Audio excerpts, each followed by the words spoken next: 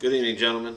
I appreciate you coming out on such a short notice and being here to A, celebrate with me, and B, listen to what I have to say on such a big day for this franchise.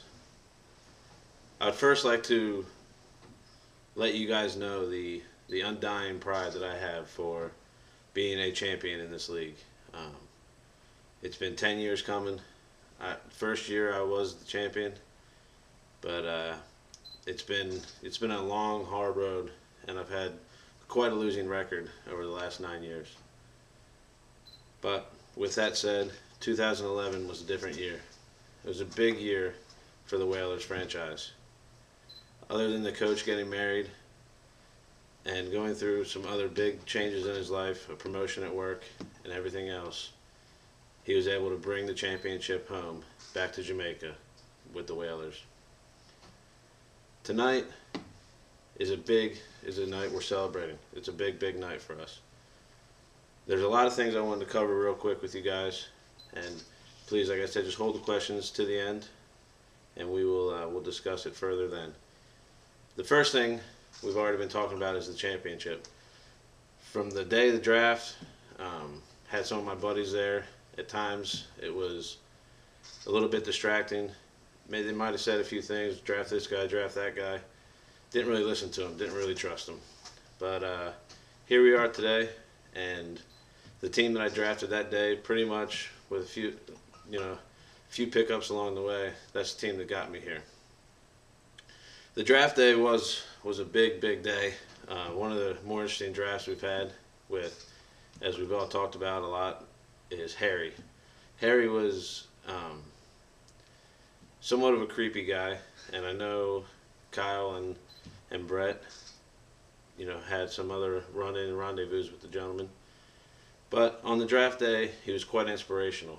He made a few good picks for you guys at the end, and I think we're a better league for Harry. Another thing on draft day was Mr. Tom Miller taking a shot to the face.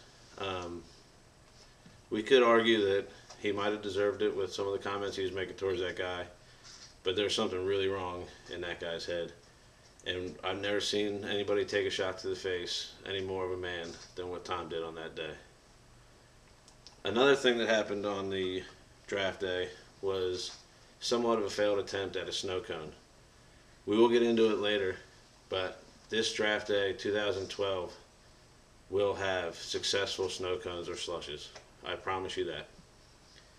Moving on to the league, throughout the year, there was many things that went on that we worked through.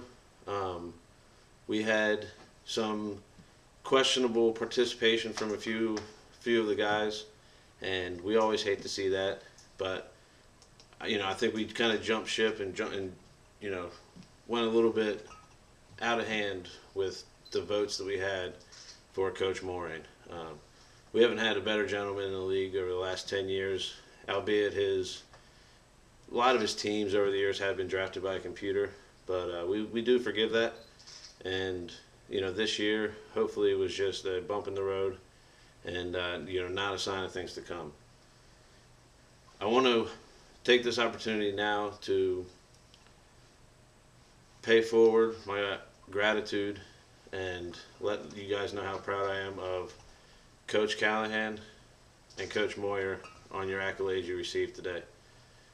Kyle, GM of the year, you really deserve it. A lot of great moves, a lot of good trades, and you really stuck your core team with Ray Rice and everything else. And Coach Moyer, couldn't be more proud of the way you were in your first year with the franchise that you brought in. If we had 11 other guys in the league, we would definitely be a better league for it. 100% 2011 Sportsman of the Year. Very proud of you, bud.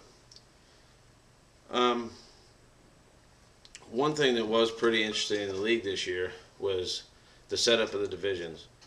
I think the Greater Northeast Division was probably the obviously strongest division on paper. As far as, I shouldn't say strongest, I should say had probably the most parity in the division. On paper, strongest division, without a doubt, was the Gwinnett division.